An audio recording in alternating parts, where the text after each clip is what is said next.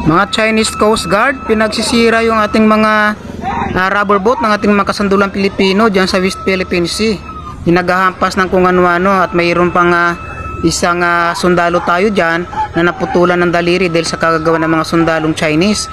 May dala-dala itong mga itak at mga balakol at mga kung ano-anong mga bagay na pwede nilang ipangsira sa rubber boat ng ating mga sundalong mga Pilipino dyan sa West Philippine Sea. Sobra na talaga yung paghahamak ng mga sundalong Chinese na to sa ating karagatan dyan sa West Philippine Sea. Talagang gustong-gusto nilang agawin ang buong ang ating karagatan.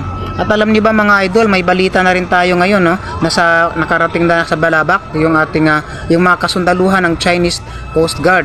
Hindi natin alam kung ano ang pakay nila, ba't nakarating sila sa Balabak.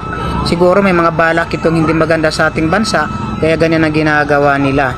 Talagang gusto nilang sakupin or kunin ang karagatan ng West Philippine Sea sa ating bansang mahal na bansang Pilipinas. Subalit yung ating mga kasundaluhang Coast Guard at Navy talagang hindi papatinag at ipaglalaban nila ang karapatan natin bilang mga Pilipino. At ipaglalaban nila talagang nasa atin. Tayo ang nagmamayari ng West Philippine Sea.